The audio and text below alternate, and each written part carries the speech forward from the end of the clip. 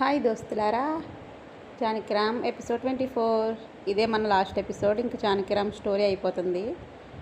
నేను చాలా రామ్ని, శివ్ని, సిద్ధు, అల్లర్ని అందరినీ చాలా మిస్ అవుతాను. మీరు మిస్ అవుతారా? దొంగ మొహాలు మీరేం మిస్ అవ్వరు, నాకు తెలుసు. Okay, let's start. Place Manoj గారి గెస్ట్ హౌస్. కొత్త జంటలు అలసట తీర్చుకోవడానికి ఫుల్గా నిద్రపోతుంటే నైట్కి జరగాల్సిన గర్భధారణ పూజకు ఏర్పాట్లు చేస్తూ ఉంటారు పాత జంటలు. ముందుగా అనుకున్నట్టే అబ్బాయిల్ని అమ్మాయిల్ని గెస్ట్ రూముల్లో నిద్రపోమ్మని చెప్పడంతో ఇప్పుడు అబ్బాయిల 4 రూములు ఖాళీగా ఉన్నాయి. ఇంకేముంది, డెకరేషన్ చేయడానికి రెడీ అయ్యారు పాత జంటలు విత్ రాజేష్, మహి. శివ్, జానకి గదిని సుధా గారు, మనోజ్ గారు డెకరేట్ చేస్తున్నారు. జానకి, రామ్ గదిని వీరేంద్ర గారు, శర్వాణి గారు డెకరేట్ చేస్తున్నారు. సిద్ధు, రాజుల గదిని ప్రతాప్ గారు, గౌరీ గారు డెకరేట్ చేస్తున్నారు. సౌరభ్, చందు గదిని రాజేష్, మహి, రవి, ప్రియ డెకరేట్ చేస్తున్నారు. మొత్తం గదుల డెకరేషన్ పూర్తయ్యేసరికి సాయంత్రం 6 అవుతుంది. డెకరేట్ చేసిన వాళ్ళందరూ వాళ్ళ డెకరేషన్స్ చూసుకొని గర్వపడిపోయి మురిసిపోతున్నారు. వాళ్ళ అలసటని కాఫీలతో తీర్చుకొని కొత్త ఉత్సాహం తెచ్చుకొని పిండి వంటలు, పళ్ళు సర్దడానికి ఆడవాళ్ళు వెళ్తే మగవాళ్ళందరూ గార్డెన్లో బాతాకానీ స్టార్ట్ చేశారు. దాని సారాంశం నైట్కి అందరం సిట్టింగ్ వేద్దామని. వీళ్ళందరూ ఎవరి పనుల్లో వాళ్ళు చేస్తుంటే రవి, రాజేష్ అబ్బాయిల్ని, ప్రియా, మహి అమ్మాయిల్ని నిద్ర లేపడానికి వెళ్తారు. హలో బావలు, లేవండి. ఎంతసేపు పడుకుంటారు? టైం 6:30 అయ్యిందని సిద్ధుని, సౌరభ్ని పిలుస్తాడు రాజేష్. హలో బావగారులు, మీకోసం మా సిస్టర్స్ వెయిటింగ్ అక్కడ అని శివ్ రామ్ చెవిలో మోకింగ్ వాయిస్తో అంటాడు రవి. ఏంట్రా మీ గోల, ఇంకొంచెం సేపు పడుకోనివ్వండి అని రామ్, సిద్ధు దుప్పటి ముసుకేస్తే శివ్, సౌరభ్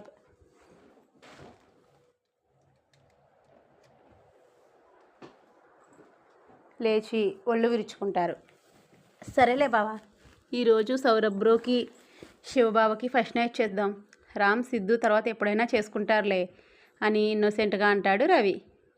దెబ్బకి రామ్, సిద్ధు కరెంట్ షాక్ కొట్టినట్టు పైకి లేచి రవి కడుపులో పంచిస్తారు. చచ్చాను రోయ్, ఈరోజు అందరి నైట్లు క్యాన్సిల్ అని మూలుగుతూ అంటాడు రవి. రేయ్ నిన్ను అని రామ్, సిద్ధు రవి మీదకు వెళ్తుంటే రాజేష్ వాళ్ళని ఆపి వెళ్ళి రెడీ అవ్వండి, లేట్ అవుతుంది, ముహూర్తం 10:30కే అని చెప్పి ముసిముసిగా నవ్వుకుంటూ వెళ్ళిపోతాడు రాజేష్. ముందుగా శివ్, సౌరభ్ వేరే వాష్రూముల్లో ఫ్రెష్ అవుతుంటే శర్వాణి గారు తొందర చేస్తున్నారని సిద్ధు మనోజ్ గారి రూమ్కి, రామ్ వీరేంద్ర గారి రూమ్కి వెళ్ళి ఫ్రెష్ అయ్యి వస్తారు. హలో వదినలు, వేకప్ అని డోర్ వేసేసి గట్టిగా అరుస్తుంది ప్రియ. ఆ అరుపుకి తుళ్ళుపడి ప్రియ మీద తలగడతో దాడి మొదలెడతారు అమ్మాయిలు. ఆగండి, ఇక్కడే మీ స్టామినా అంతా వేస్ట్ చేసుకోకండి, నైట్కి చాలా పనుంది అని సాగదీసి అంటుంది మహి. ఆ మాటలకి అమ్మాయిల బుగ్గలు టమాటాల్లా ఎర్రగా అయిపోతే మహి, ప్రియ హైఫై ఇచ్చుకొని ఓయ్ అంటూ కవ్విస్తారు. ప్రియా, మాకు కూడా టైం వస్తుంది, అప్పుడు చెప్తాం నీ పని అని ఉడుక్కుంటూ ఫ్రెష్ అవ్వడానికి వెళ్తుంది జానకి. జానకి వచ్చాక మిగిలిన ముగ్గురు కూడా ఫ్రెష్ అయిపోతే మహి, ప్రియ వాళ్ళని అందంగా రెడీ చేస్తున్నారు.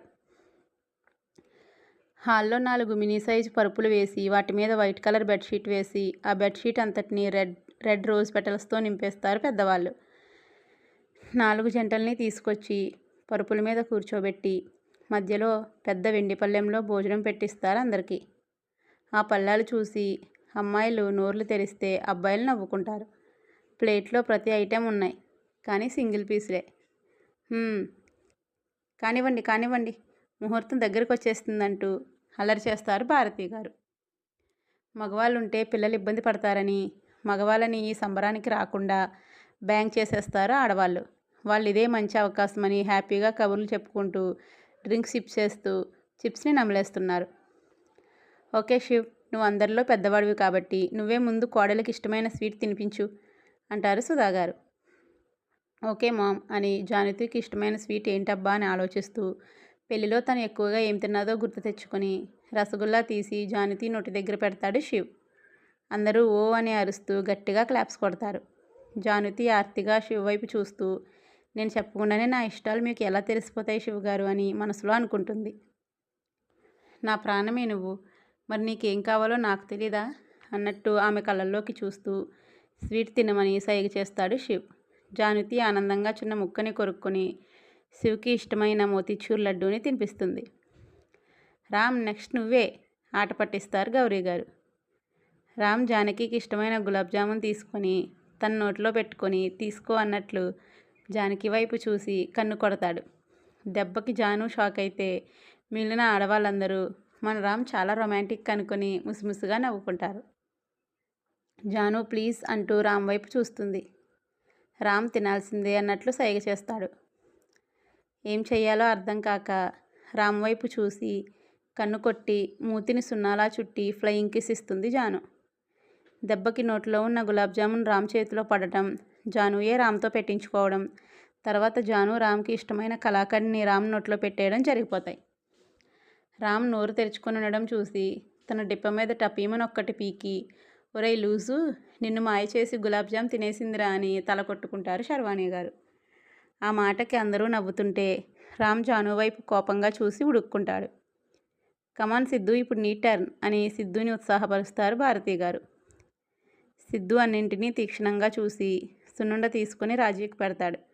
రాజీ కూడా అదే సున్నుండని వేరే సైడ్ పెడుతుంటే సిద్ధు దాన్ని తిప్పేసి రాజీ తిన్న సైడే తింటాడు. వాళ్ళ ప్రేమకి అందరూ మురిస్తే రాజీ సిగ్గుల మొగ్గ అవుతుంది. సౌరభ్ ఇక నువ్వు చందు ఉన్నారు కానివ్వండి అని వెండి ప్లేట్ని సౌరభ్ దగ్గరికి జరుపుతారు రాధాగారు. సౌరభ్ చందుకి ఇష్టమైన నేతి బొబ్బట్లు పెడతాడు.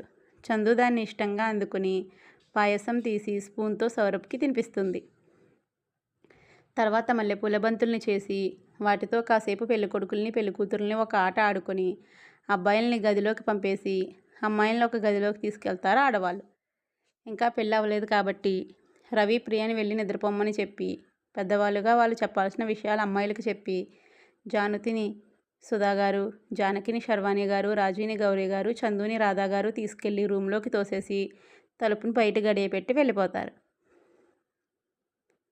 ఓకే, షేఫ్ జానకి దగ్గరికి వెళ్ళిపోదాం. ఫస్ట్ మనం ముందుకు రాకుండా తలుపు దగ్గరే నుంచొని కాలితో ముగ్గులేస్తున్న జానకిని చూసి తన దగ్గరగా వెళ్తాడు శివ్. శివ్ దగ్గరికి వచ్చే కొద్దీ గుండె వేగం పెరిగిపోతుంటే చేతిలో పాలు గ్లాస్ వణికిపోతుంది జానుతికి. జాను ఎందుకంత నర్వస్ అవుతున్నావు? ఫ్రీగా ఉండు జాను, మనం ఎప్పట్లా నార్మల్గా మాట్లాడుకుంటున్నాం అనుకో పద అంటూ జానుతిని తీసుకెళ్ళి బెడ్పై కూర్చోబెడతాడు శివ్.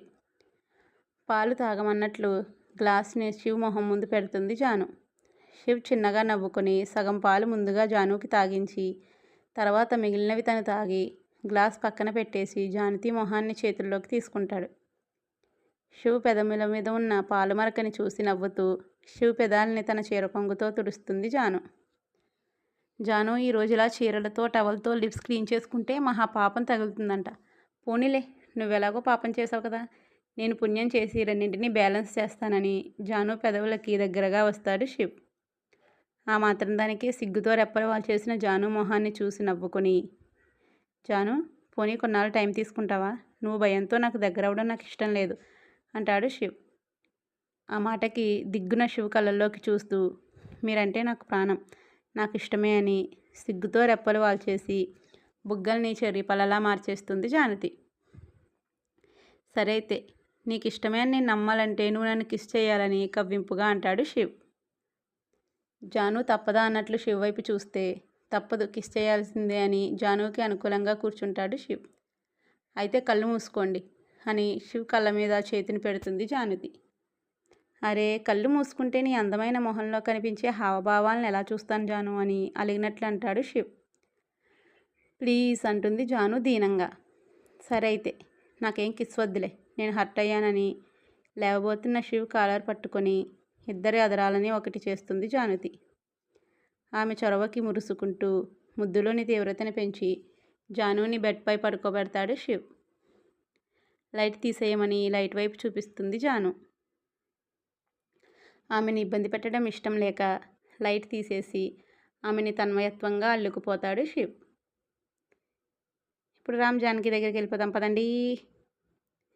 తలుపు దగ్గర నుంచొని చుట్టూ చూసిన జానుకి బెడ్ మధ్యలో హాయిగా నిద్రపోతూ కనిపిస్తాడు రామ్. ఏంటిది కళా నిజమా, రామ్ గారు నిద్రపోతున్నారా అని ఆశ్చర్యపడుతూ తనని తాను గిల్లుకొని చుర్రుమనడంతో ఇది నిజమే, కానీ ఎలా సాధ్యం ఇదంతా? నైట్ అంతా నన్ను నిద్రపోనివ్వరు అనుకుంటే ఈయన నిద్రపోతున్నారేంటి? హెల్త్ ఏమైనా పాడైందా అనుకుంటూ కంగారుగా బెడ్ దగ్గరికి వెళ్ళి రామ్ నుదుటిన చెయ్యి వేసి చూస్తుంది జాను. ఒళ్ళు చల్లగానే ఉండడంతో అలసిపోయి నిద్రపోయి ఉంటారులే అనుకుని రామ్ జుట్టుని వెనక్కి నెట్టి నుదుటి మీద ముద్దు పెట్టి రామ్ పక్కన బెడ్పై పడుకుంటుంది జానకి. ఏంటిది, నిద్రపోతే లేపకుండా హ్యాపీగా నిద్రపోతుంది అనుకుని జాను వైపు తిరిగి చూస్తాడు రామ్. నడుము వరకు ఉన్న జడని మల్లెపూలతో అలంకరించి వైట్ పింక్ కలర్ కాంబినేషన్లో ఉన్న శారీని నాభి కిందకి కట్టడం వల్ల వంపు తిరిగి ఊరిస్తున్న నడుము, చిన్నపిల్లలా ముడుక్కొని పడుకోవడం వల్ల చీరకు అతుక్కొని ఊరిస్తున్న జగనాలు పాలలా మెరుస్తున్న ఒంటి తీరు, తన హృదయ సామ్రాజ్యంలోకి అడుగు పెడుతున్న నున్ననైన అందమైన పాదాలు చూస్తుంటే రామ్కి మతిపోతుంది. తన అలక్కని అయినా తెలియపరచాలని జానుకి దగ్గరగా జరిగి తన నడుము మీద చేతిని వేసి కళ్ళు మూసుకొని నిద్ర నటిస్తాడు రామ్. రామ్ చేతి స్పర్శకి గుండె జల్లుమన్నట్లయి వెంటనే వెనక్కి తిరిగి నిద్రపోతున్న రామ్ని చూసి తన బుగ్గ మీద ప్రేమగా నిమిరి సున్నితంగా రామ్ పెదవుల మీద ముద్దు పెట్టి పక్కకు తిరిగేసరికి నడుము మీద తన పట్టుని బిగించి ముద్దుని యుద్ధంలా మార్చుతాడు రామ్. రామ్ రియాక్షన్కి కళ్ళు పెద్దవి చేసి విడిపించుకోవడానికి కుదరక ముద్దుకి మెల్ట్ అయిపోయి రామ్ జుట్టులోకి వేలు జొనుపుతుంది జాను. ఊపిరి తీసుకోవడం కష్టమయ్యాక జానును వదిలి తన గుండెల మీద తలపెట్టుకొని పడుకొని నాభి మీద ముగ్గులు వేస్తాడు రామ్. రామ్ బుగ్గ మీద చిన్న స్లాప్ ఇచ్చి, అంటే నిద్రపోకుండానే కావాలని యాక్ట్ చేశారు కదా రామ్ గారు అని అతని జుట్టుని పీకేస్తుంది జాను. మరి డిన్నర్ చేసేటప్పుడు నన్ను ఏమార్చి గులాబ్ జామున్ కొట్టేశావు కదా, అందుకే నేను అలిగాను అని బుంగమూతి పెట్టుకొని అంటాడు రామ్. జాను రామ్ చెంప మీద ప్రేమగా నిమురుతూ, అలా అందరి ముందు అల్లరి చేస్తే ఎలా రామ్ గారు? మన పర్సనల్ స్పేస్లో అయితే పర్వాలేదు, కానీ అందరి ముందు అంటే నాకు ఎంబరిజంగా ఉంటుంది కదా అని లాలనగా అంటుంది జాను. సరే అయితే, ఇప్పుడు ఇది మన పర్సనల్ స్పేసే కదా, సో ఇప్పుడు ట్రై చేద్దాం అని పైకి లేచి ఫ్రూట్స్లో ఉన్న ఒక ద్రాక్షని తీసి పెదవుల మధ్య పెట్టుకొని తిను అన్నట్లు జాను వైపు చూస్తాడు రామ్.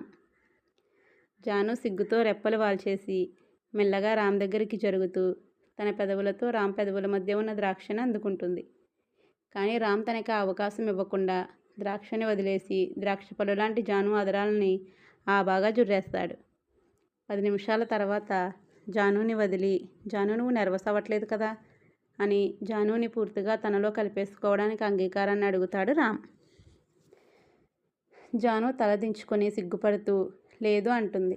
రామ్ జాను టమాటాలాంటి బుగ్గల్ని ముద్దాడుతూ, నువ్వు సిగ్గుపడితే నీ బుగ్గలు అచ్చు టమాటాల్లా అవుతాయి జాను అంటూ ఆమె అలంకారాలని నేల జారుస్తాడు.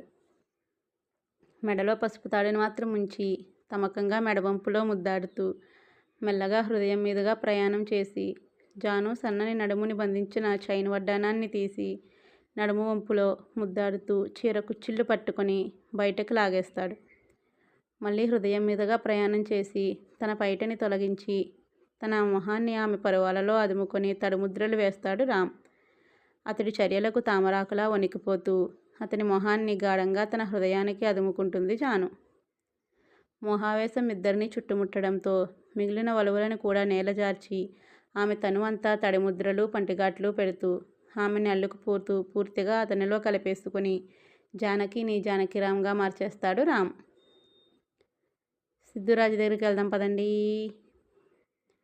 బెడ్ వరకు మెల్లిగా అడుగులు వేసి అటు తిరిగి నుంచున్న సిద్ధుని చూసి బావా అని ప్రేమగా పిలుస్తుంది రాజీ. సిద్ధు గిర్రున వెనక్కి తిరిగి, రాజీ ఏమని పిలిచావు అని అడుగుతాడు. రాజీ సిగ్గుపడుతూ, బావా అని పిలిచాను. ఏం అలా పిలిస్తే నీకు ఇష్టం లేదా అని ఇన్నోసెంట్గా అడుగుతుంది రాజీ. ఎందుకు ఇష్టం లేదు? చాలా ఇష్టం. ఇక నుంచి నువ్వు నన్ను బావానే పిలవాలి. అదే నువ్వు మన స్పెషల్ డేకి నాకు ఇచ్చే బహుమతి అని రాజీ నుదుటిన ముద్దాడుతాడు సిద్ధు. అలాగే బావా, మరి నువ్వు నాకేం బహుమతి ఇస్తావు మన స్పెషల్ డేకి అని కవ్వింపుగా అడుగుతుంది రాజీ. అరే అవును కదా, నీకు మంచి గిఫ్ట్ ఇవ్వాలని రాజీని అమాంతం ఎత్తుకొని బెడ్ మీదకు చేర్చి ఆమె పక్కన చేరతాడు సిద్ధు. బావా చాలా తొందరగా ఉంది నీకు, ముందు పాలు తాగాలంటుంది రాజీ సిద్ధు వేగానికి కళ్ళెం వేస్తూ. పాలే కదా, ఖచ్చితంగా తాగుదాం, కాకపోతే ఇద్దరం కలిసి అని పాల గ్లాసుని అందుకుని రాజీ పెదవుల మధ్య పోసి తన పెదవులతో ఆ పాలని తాగేస్తాడు సిద్ధు. తర్వాత తెల్లని పాలని ఎర్రటి నాభి మీద వేసి నాలుకతో లిక్ చేస్తూ పాలకి కొత్త రుచులను చూపించి రాజీ నుదుటిన ముద్దాడి, రాజీ టెన్షన్ లేదు కదా అని అడుగుతాడు సిద్ధు. ఆమె అంగీకారంగా అతని పెదవులను అందుకొని శృంగార యుద్ధానికి శంఖారావం పూరిస్తుంది. వలువలు వేరవ్వగా, దీపాలు తమ కాంతిని కోల్పోగా, 3 ఏళ్ల తన నిరీక్షణ ఫలింపజేసి ఆమెను అతనిలో కలుపుకొని అలసిపోయి ఆమె గుండెల మీద వాలిపోతాడు అతడు. సౌరభ్ చందు దగ్గరికి వెళ్ళిపోదాం, పదండి పరిగెట్టండి రోయ్. గదిలోకి వచ్చిన చందుకి సౌరభ్ ఎక్కడా కనిపించక చుట్టూ చూస్తూ సౌరభ్ గారు అని మెల్లిగా పిలుస్తుంది. అప్పటి వరకు తన వెనక ఉన్న సౌరభ్ చందుని వెనక నుంచి హత్తుకొని మెడ మీద ముద్దు పెడతాడు. అతడి తలని వెనక నుంచి నిమురుతూ, ఏంటి దొంగ పోలీస్ ఆట ఆడుతున్నావా ఏంటి అని అడుగుతుంది చందు. అదేం లేదు చందు, నువ్వు వచ్చేసరికి నేను లేకపోతే నువ్వు ఎలా రియాక్ట్ అవుతావో చూద్దామని చిన్న గేమ్ ప్లే చేశానంతే. అయినా ఈరోజు ఆడాల్సింది దొంగ పోలీస్ ఆట కాదు, అమ్మా నాన్న ఆట అని చందు చెవిలో హస్కీగా అంటాడు సౌరభ్.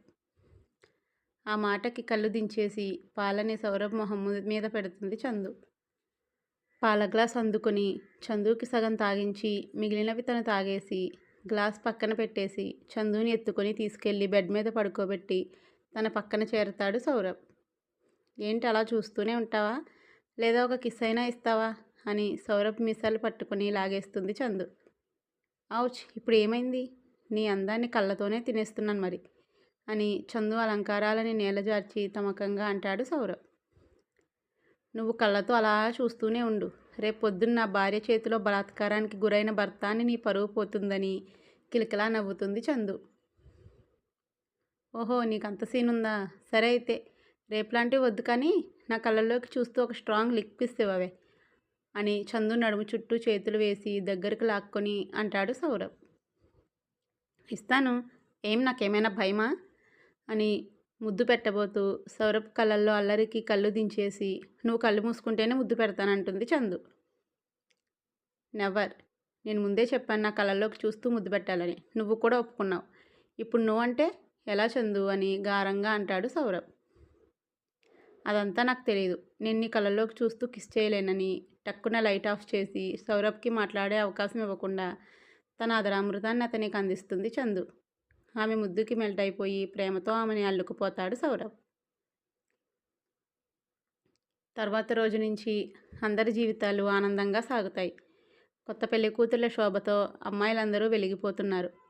3 నిద్రలయ్యాక ఆనందవనం ఆశ్రమాన్ని ఘనంగా ప్రారంభించి ఎంతోమంది అనాథ పిల్లల్ని, హ్యాండిక్యాప్లను చేరదీసి వాళ్ళకి మంచి జీవితాన్ని, చదువుని అందిస్తారు మనోజ్ గారు. ఆ తర్వాత అబ్బాయిలందరికీ 15 రోజులు ఆఫీస్కి లీవ్ ఇచ్చి హనీమూన్ కోసం 4 జంటల్ని ప్యారిస్ పంపిస్తారు పేరెంట్స్.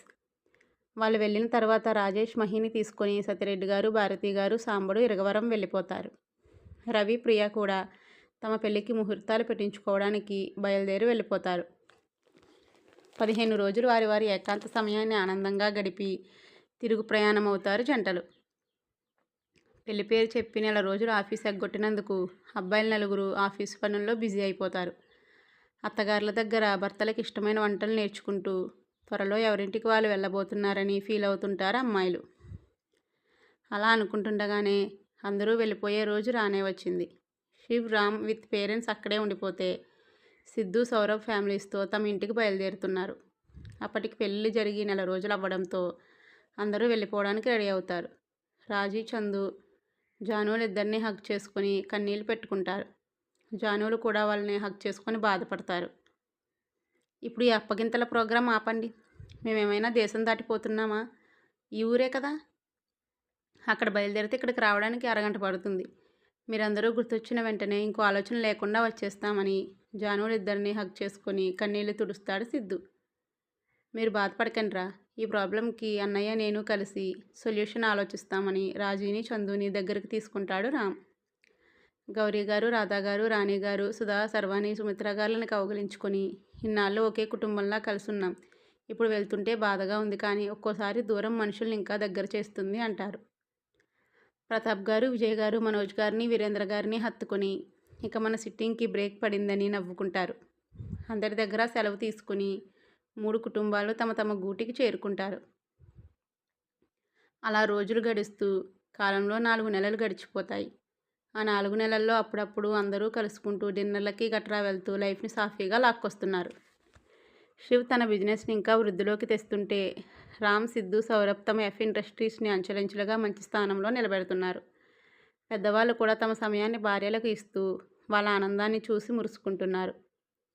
అలా గడుస్తూ రవి, ప్రియల పెళ్లి రోజుని తీసుకొస్తాయి. వాళ్ళ పెళ్ళికి అందరూ కుటుంబ సమేతంగా హాజరయ్యి లైఫ్లో బెస్ట్ మెమరీస్ని యాడ్ చేసుకుంటారు. రవి, ప్రియ పెళ్ళికి వెళ్ళి 3 రోజులు ఉండి ఆ తర్వాత ఎవరి రొటీన్ లైఫ్లో వాళ్ళు బిజీగా ఉంటారు. ఒకరోజు సాయంత్రం వీరేంద్ర గారి దంపతులు, మనోజ్ గారి దంపతులు, సుమిత్ర గారు కలిసి జానకి చేసిన స్నాక్స్ తింటూ పిచ్చాపాటి మాట్లాడుకుంటున్నారు. ఈలోగా శివ్, రామ్ కూడా రావడంతో వాళ్ళకి కూడా కాఫీ, స్నాక్స్ ఇచ్చి వాళ్ళ పక్కన సెటిల్ అవుతారు జానకి. తనకంటే ముందు ఏదైనా జానకి పెట్టడం అలవాటైన శివ్ జానకి ఇష్టమని అరటికాయ బజ్జీ పెడతాడు. అది తినబోతూ వికారంగా వామిటింగ్ అయినట్టు అనిపించి పరుగున కిచెన్లోకి వెళ్ళి వాంతి చేసుకుంటుంది జానకి. శివ్ కంగారుగా జానకి దగ్గరకు వెళ్ళి తన మొహం కడిగి కూర్చోబెట్టి హాస్పిటల్కి వెళ్దామా అని కంగారు పడతాడు. జానకి వద్దని సిగ్గుపడుతూ శివ్ చేతిని తీసుకుని తన కడుపుపై పెట్టి ఆనంద బాష్పాలతో శివ్ వైపు చూస్తుంది.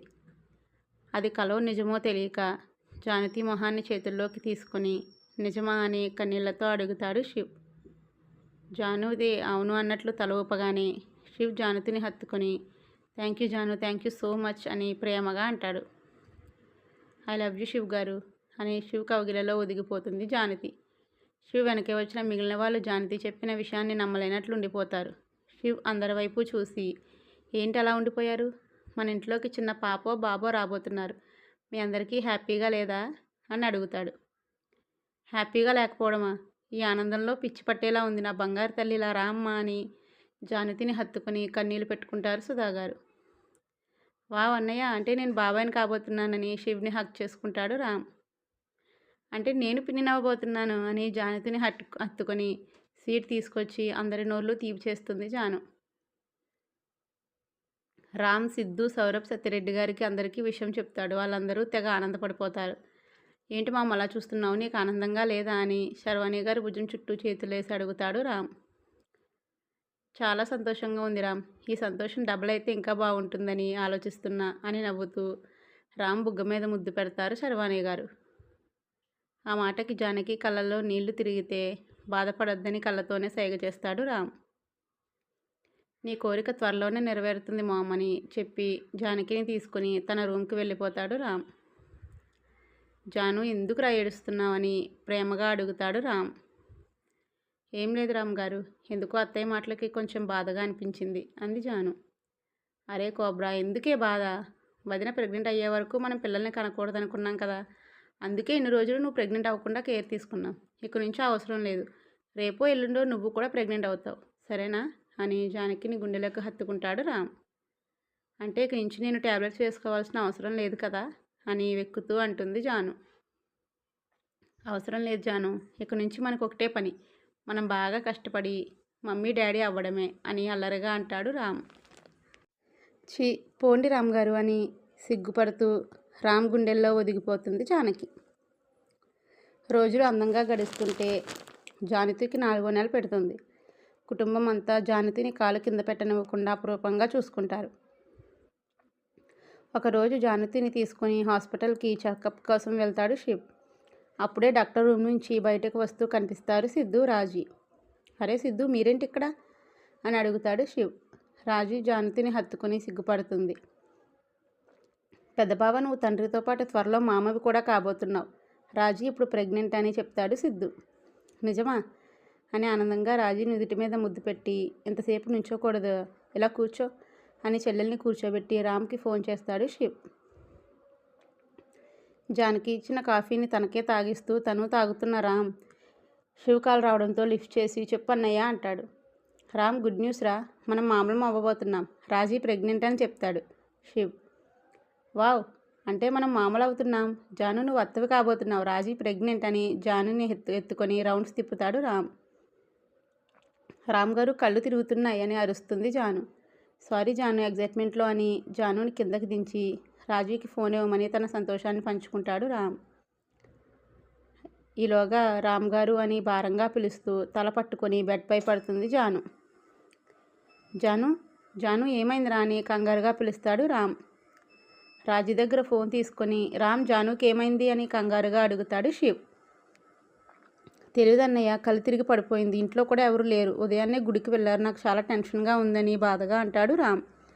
రామ్ నువ్వు భయపడకు, జానుని తీసుకొని హాస్పిటల్కి వచ్చాయి, మేమందరం ఇక్కడే ఉన్నామని కాల్ కట్ చేస్తాడు శివ్. రామ్ జానుని ఎత్తుకొని హాస్పిటల్కి తీసుకెళ్తాడు. రామ్ వెళ్ళేసరికి స్ట్రెచ్చర్తో రెడీగా ఉంటారు శివ్, సిద్ధు. జానకిని రూమ్లోకి తీసుకెళ్ళి చెక్ చేస్తారు డాక్టర్స్. అన్నయ్య భయంగా ఉంది, జానుకి ఏం కాదు కదా అని శివ్ హగ్ చేసుకొని బాధపడతాడు రామ్. అరే అలా ఏం అవ్వదు రామ్, ఎవరికి తెలుసు, జానకి కూడా గుడ్ న్యూస్ చెప్తుందేమో అని తమ్ముని డైవర్ట్ చేస్తాడు శివ్. అప్పుడే డాక్టర్ నీరజ బయటకు వస్తుంది. డాక్టర్ తనకి ఎలా ఉంది అని కంగారుగా అడుగుతాడు రామ్. కంగారు పడాల్సిన అవసరం లేదు మిస్టర్, మిస్సెస్ రామ్ ప్రెగ్నెంట్, కాకపోతే చాలా వీక్గా ఉంది, ఈ మధ్య సరిగ్గా ఫుడ్ తీసుకోవడం లేదనుకుంటా. అంటే నేను డాడీని అవ్వబోతున్నానా అని అయోమయంగా అంటాడు రామ్. అవును మిస్టర్ రామ్, తనకిప్పుడు 2nd మంత్ రన్ అవుతుంది అని చెప్తుంది డాక్టర్. డాక్టర్ నేను ఒకసారి జానుని చూడొచ్చా అని అడుగుతాడు రామ్. వెళ్ళండి, తను చాలా వీక్గా ఉంది, టేక్ కేర్ ఆఫ్ హెర్ అని నవ్వుతూ చెప్పి వెళ్ళిపోతుంది డాక్టర్. శివ్, సిద్ధు రామ్ని హక్ చేసుకుని కంగ్రాట్స్ చెప్తారు. తర్వాత అందరూ వెళ్ళి జానకిని చూసి వస్తారు. జానకి దగ్గర కూర్చొని ఉంటుంది. కొద్దిసేపటికి స్పృహలోకి వచ్చిన జానకి వైపు నవ్వుతూ చూస్తుంది జానకి. మెల్లుగా కళ్ళు తెరిచి అక్క నువ్వేంటి ఇక్కడ అని అడుగుతుంది. జానకి నుదుటిన ముద్దాడి తన కడుపు వైపు చూపించి నువ్వు తల్లివి కాబోతున్నావని చెప్తుంది. జానకి ఆనందంగా చూస్తూ నిజమా అని రామ్ గారు అని పెద్దగా అరుస్తుంది. శివ్ సిద్ధుతో మాట్లాడుతున్న రామ్ జానకి అరుపులు వినిపించి కంగారుగా లోపలికి పరిగెడతాడు. జాను ఎందుకు అలా అరుస్తున్నావు అని వస్తున్న రామ్ని గట్టిగా హక్ చేసుకొని రామ్ గారు మనం పేరెంట్స్ అవ్వబోతున్నామని చెప్తూ ఆనంద బాష్పాలు రాలుస్తుంది. నాకు తెలుసుమా, ఇప్పుడే డాక్టర్ చెప్పారు, నువ్వు చాలా వీక్గా ఉన్నావని కూడా చెప్పారు, నువ్వు వెళ్ళి రెస్ట్ తీసుకో, నేను మా అమ్మ వాళ్ళకి కాల్ చేసి ఈ విషయం చెప్తానని జానకి నుదుటిన ముద్దాడి బెడ్పై పడుకోబెట్టి బయటికి వెళ్తాడు రామ్. తర్వాత ఫ్యామిలీ మెంబర్స్తో పాటు రవికి, సౌరభ్కి కూడా కాల్ చేసి రాజీ జానకి ప్రెగ్నెంట్ అనే విషయాన్ని ఆనందంగా షేర్ చేస్తాడు రామ్. సత్యరెడ్డి గారికి కాల్ చేసి ఆయన తాత అవబోతున్న విషయాన్ని షేర్ చేసి నెక్స్ట్ వీకెండ్ రావాలని మరీ చెప్తాడు సిద్ధు. రోజులు గడిచే కొద్దీ జానకిని చాలా జాగ్రత్తగా చూసుకుంటూ తనని హెల్దీగా మార్చేస్తాడు రామ్ ఇంకా శర్వాణి గారు. అలా ఒక వీకెండ్ ఫ్యామిలీ అంతా మనోజ్ గారి గెస్ట్ హౌస్ దగ్గర కలుసుకుంటారు. 3 అమ్మాయిలు గుడ్ న్యూస్ చెప్పడంతో వాళ్ళ ఆనందానికి అవధులు ఉండవు. పెద్దవాళ్ళందరితో కలిసి చందు కూడా జానులు ఇద్దరిని రాజీని జాగ్రత్తగా చూసుకుంటూ అస్తమానం ఏదో ఒకటి పెడుతూ వాళ్ళతో ముచ్చట్లు పెడుతూ జానుతికి 6వ నెల రావడంతో పెద్దగా కనిపిస్తున్న తన పంపు మీద ప్రేమగా నిమురుతుంది. చందు ఆనందాన్ని చూసి సౌరభ్ పక్కకి తీసుకెళ్ళి ఇక నువ్వేరా బ్యాలెన్స్, మా మరదలతో గుడ్ న్యూస్ ఎప్పుడు చెప్పిస్తావు అని అడుగుతాడు సిద్ధు. ఇంకా టైం ఉంది సిద్ధు, అప్పుడే పిల్లలు అది ఇది అని చందు ప్రొఫెషనల్ లైఫ్ని డిస్టర్బ్ చేయలేను, తన ప్రొఫెషన్లో మంచి పొజిషన్కి రావాలి, తన లైఫ్ టైంకి సరిపోయేంత అచీవ్మెంట్ని తను సంపాదించుకోవాలి, ఇప్పుడు తను ఇష్టపడితే అప్పుడు పిల్లల గురించి ఆలోచిస్తాను అన్నాడు సౌరభ్. అవన్నీ జరగడానికి ఒక 20 సంవత్సరాలు పడితే వెనక నుంచి సీరియస్గా వినిపిస్తుంది చందు గొంతు. 50 సంవత్సరాలైనా వెయిట్ చేస్తాను అంటాడు చందు రాకని గుర్తించకుండా సౌరభ్. 100 ఏళ్ళు వెయిట్ చేయరా, డైరెక్ట్గా తాత అవ్వదు అని సౌరభ్ నెత్తి మీద ఒక్కటి పీకుతుంది చందు. చందు నువ్వెప్పుడొచ్చావే అని తల మీద రుద్దుకుంటూ అంటాడు సౌరభ్. మా బావ వెళ్ళిపోక ముందు. సిద్ధు ఎప్పుడు వెళ్ళిపోయాడు? నేను వచ్చిన తర్వాత. అవన్నీ తర్వాత విషయం, ఇందాక ఏంటంటున్నావు? 50 సంవత్సరాలైనా వెయిట్ చేస్తావా? అంటే నా కెరీర్ కోసం పిల్లల్ని త్యాగం చేద్దాం అనుకుంటున్నావా అంది చందు. అరే ఇప్పుడు ఎందుకే ఈ కన్నీళ్ళు, నువ్వు డ్యాన్స్లో మంచి గుర్తింపు తెచ్చుకోవాలని నా కోరిక, నీ గోల్ కూడా అదే కదా అని చందు కన్నీళ్లు తుడుస్తాడు సౌరభ్. ఇప్పటిదాకా అదే, కానీ ఇప్పుడు నాకు కూడా ఒక బేబీకి అమ్మ అవ్వాలని ఉంది. జానకి రాజీ అక్కడ నాకు కూడా మాతృత్వంలోని మధురిమ చూడాలని ఉంది అంది చందు. కానీ చందు, నీ ఆశ? ప్లీజ్ సౌరభ్, ఒక్క బేబీ, ఆ తర్వాత నేను నా కెరీర్ మీద దృష్టి పెడతాను అని ముద్దుగా బ్రతిమాలుతుంది చందు. ఇదిగో, ఇలా ముద్దుగా బ్రతిమాలి నన్ను టెంప్ట్ చేయకు. అలాంటివి ఏమైనా ఉంటే నైట్కి చూసుకుందామని చందు చెవిలో హస్కీగా అంటాడు సౌరభ్. అయితే నెక్స్ట్ గుడ్ న్యూస్ నాదే కదా అంది చందు. నీది కాదు, మనది, సరేనా? Thank you Saurabh, I love you అని సౌరభ్ గుండెల్లో ఒదిగిపోతుంది చందు. జానకికి 8వ నెల పెట్టడంతో వాళ్ళ ఆచారం ప్రకారం సీమంతానికి ఏర్పాట్లు చేయిస్తారు మనోజ్ గారు. అప్పటికి జానకికి 6వ నెల, రాజీకి 5వ నెల జరుగుతూ ఉంటాయి. సీమంతం కోసం అందంగా రెడీ అయిన జానకిని పక్కన కూర్చోబెట్టి జ్యూస్ గ్లాస్ ఇచ్చి తన బేబీతో మాటల్లో పడతాడు శివ్. హాయ్ బేబీ, నేను మీ డాడీని, నీకు తెలుసు కదా. తొందరగా వచ్చే బేబీ, నువ్వు వచ్చేస్తే మన ఇద్దరం కలిసి మమ్మీని బాగా సతాయిద్దాం, పరుగులు పెట్టిద్దాం, విసిగిద్దాం. నువ్వు నా పార్టీయే కదా అని జానకి బంప్ మీద కిస్ చేస్తాడు శివ్. తండ్రి స్పర్శకి కదిలి అలాగే చేద్దామని కిక్కిస్తుంది బేబీ. ఆనందంగా నవ్వుకుంటారు ఇద్దరు. ఆ తర్వాత వైభవంగా జానకి సీమంతం జరిగిపోతుంది. జానకికి డెలివరీ డేట్ దగ్గరగా ఉండగా జానకి రాజీకి 8వ నెల జరుగుతుంది. జానకికి రాజీకి ఒకే దగ్గర శ్రీమంతం జరిపించాలని డిసైడ్ అవుతారు పెద్దలు. సత్యరెడ్డి గారు కూడా ఒప్పుకుంటారు. కానీ కేవలం శ్రీమంతం మనోజ్ గారి ఇంట్లో జరగడానికి మాత్రమే. శ్రీమంతానికి కావాల్సిన ఏర్పాట్లన్నీ సాంబడితో కలిసి సత్యరెడ్డి గారు చూసుకుంటారు. శ్రీమంతం కోసం జానకిని రామ్, రాజీని సిద్ధు రెడీ చేస్తున్నారు. రామ్ గారు, వదలండి, మీరు నా కాళ్ళు పట్టుకోవడం ఏంటి అని తన కాళ్ళని వెనక్కి తీసుకుంటుంది జానకి. ఏంటి జాను, నీ కాళ్ళు నేను ఎన్నిసార్లు పట్టుకోలేదు అన్నాడు రామ్ ద్వంద్వార్థం వచ్చేలా. అసలు నేనెప్పుడు మీతో కాళ్ళు పట్టించుకున్నాను అని అల్లరిగా అంది జాను.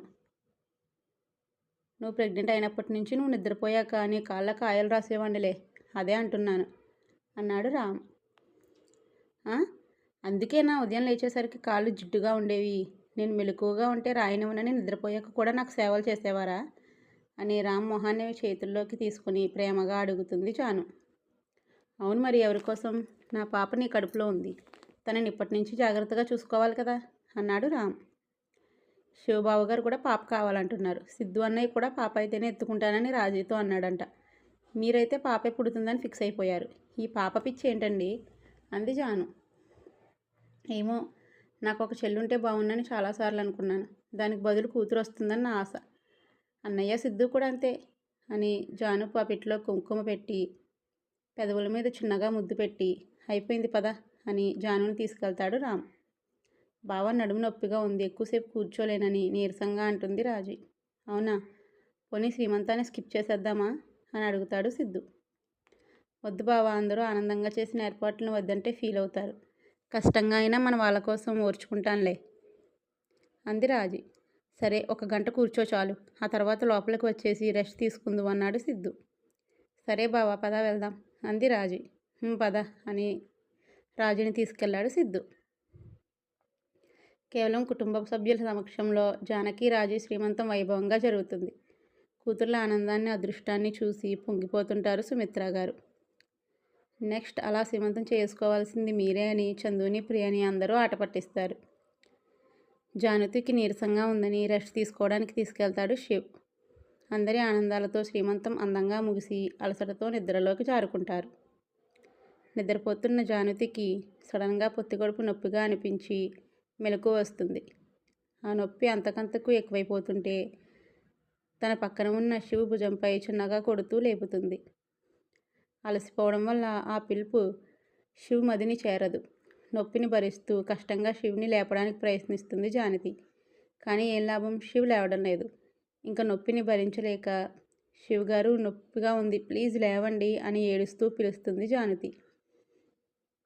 జానకి అరుపుకి, ఏడుపుకి ఉలిక్కిపడి నిద్రలేచిన శివ్కి నొప్పితో మెలితిరిగిపోతున్న జానకిని చూడగానే దెబ్బకి నిద్రమత్తు వదిలిపోయి, జాను ఏమైందిరా, పెయిన్స్ వస్తున్నాయా అని కంగారుగా అడుగుతాడు శివ్. అవును శివ్ గారు, చాలా నొప్పిగా ఉంది, అత్తయ్య గారిని పిలవండి అని చెప్తుంది జాను. కానీ టెన్షన్లో ఉన్న శివ్ జానకి మాట్లాడుతుందని కూడా గ్రహించకుండా సుధాగారికి ఫోన్ చేసి విషయం చెప్పి రమ్మని చెప్తాడు. సుధా గారు మనోజ్ గారిని, శర్వాణి గారిని, వీరేంద్ర గారిని తీసుకొని శివ్ రూమ్కి వెళ్తారు. వీళ్ళు అక్కడికి వచ్చాక శివ్ తొందరగా వెళ్ళి కార్ రెడీ చేసి జానకిని ఎత్తుకొని వడివడిగా హాస్పిటల్కి తీసుకెళ్ళిపోతాడు. తనతో పాటే మిగిలిన వాళ్ళు. అరగంటలో హాస్పిటల్కి తీసుకెళ్ళిపోతాడు శివ్. ముందుగానే ఫోన్ చేయడంతో డాక్టర్ నీరజ అరేంజ్మెంట్స్ అన్నీ చేసుకొని రెడీగా ఉంటుంది. వాళ్ళు రాగానే జానకిని లేబర్ వార్డుకి తీసుకెళ్ళి తలుపులు మూసేస్తారు. మంచినీళ్ళ కోసం కిందకి వచ్చిన రామ్ శివ్ రూమ్లో ఎవరూ లేకపోవడంతో వెంటనే శివ్కి కాల్ చేస్తాడు. శివ్ కాల్ లిఫ్ట్ చేసి విషయం చెప్పి రామ్ వస్తానంటే జానకి దగ్గర ఉండమని మళ్ళీ చేస్తానని కాల్ కట్ చేస్తాడు. సరిగ్గా గంటకి లోపల నుంచి వినిపించాల్సిన జానకి కేకలు ఆగిపోయి పాపాయి ఏడుపు వినిపిస్తుంది అందరికీ.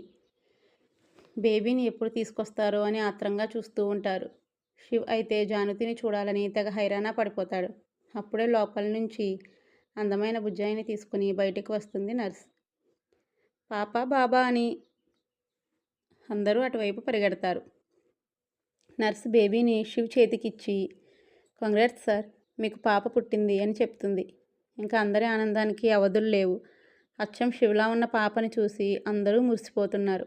ఇంటికి ఫోన్ చేసి రామ్కి విషయం షేర్ చేసి మార్నింగ్ అందరినీ తీసుకొని రమ్మని చెప్తారు వీరేంద్ర గారు.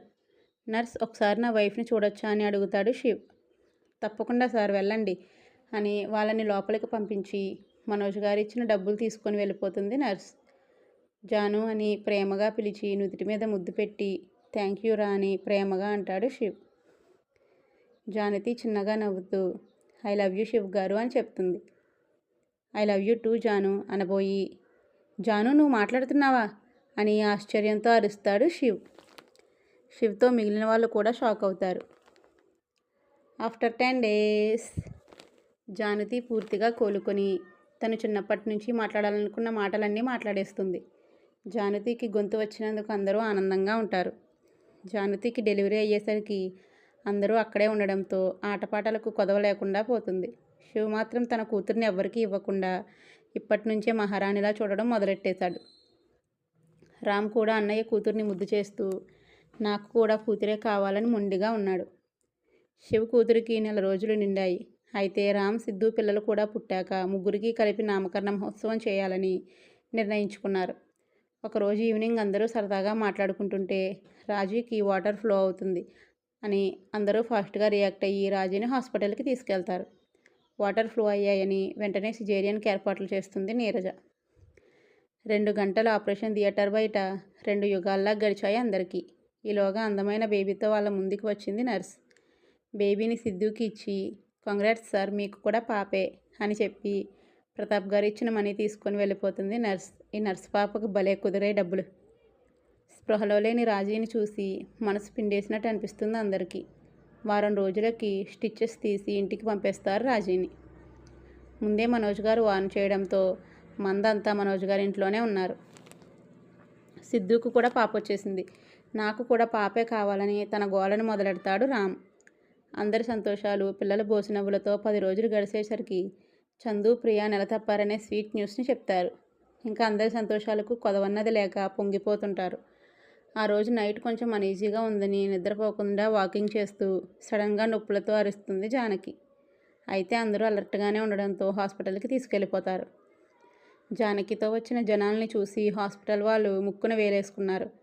గంట సమయం అయ్యేసరికి ముద్దుగా బొద్దుగా ఉన్న బేబీతో బయటకు వస్తుంది నర్స్. రామ్ పరుగున తన దగ్గరికి వెళ్ళి పాపే కదా అని ఆనందంగా అడుగుతాడు. కాదు సార్, బాబు పుట్టాడు అని రామ్కి షాక్ ఇస్తుంది నర్స్. రామ్ ఎలా రియాక్ట్ అవుతాడో అని అందరూ కంగారుగా చూస్తుంటే జానకిలా ఉన్న బాబుని చూసి మామ్ చూడు ఎంత ముద్దుగా ఉన్నాడో నా కొడుకు అని బాబు నుదుటిన ముద్దాడి జానకి దగ్గరికి వెళ్తాడు రామ్. బాబుని ముద్దు చేస్తూ రామ్ ఫీల్ అవ్వలేదని ఊపిరి పీల్చుకుంటారు అందరూ. ఆఫ్టర్ సమ్ డేస్, చాలా డేస్ అన్నమాట, పిల్లలకి పేర్లు పెట్టడానికి 3 జంటలు రెడీగా ఉన్నారు. సంప్రదాయంగా అన్నీ పూర్తి చేసి పిల్లల పేర్లని బియ్యంలో రాయమని చెప్తారు పంతులు గారు. శివ్ తన కూతురికి ప్రహర్షి అనే పేరుని పెడతాడు.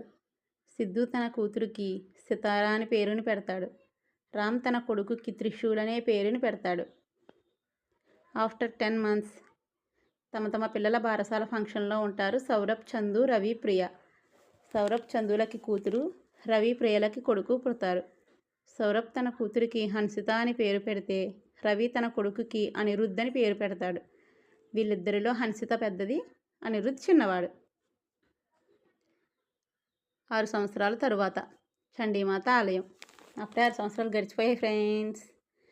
శివ్, జానకి తమ పిల్లలు ప్రహర్షి కొడుకు ప్రణవ్తో దర్శనం చేసుకుంటుంటే రామ్, జానకి తమ పిల్లలు త్రిశూల్, కూతురు త్రినయనితో దర్శనానికి వెళ్తారు.